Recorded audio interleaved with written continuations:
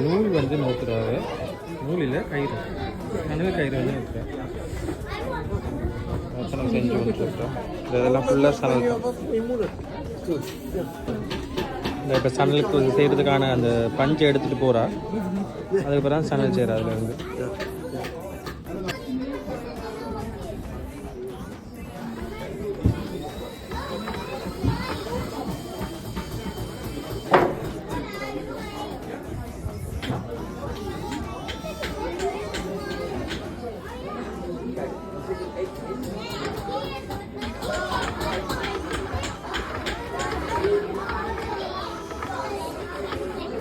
இது வந்து இந்த மிருகங்களில் வர ஊழில் தான் செய்கிறாங்க சமையல் கயிறு மாதிரி.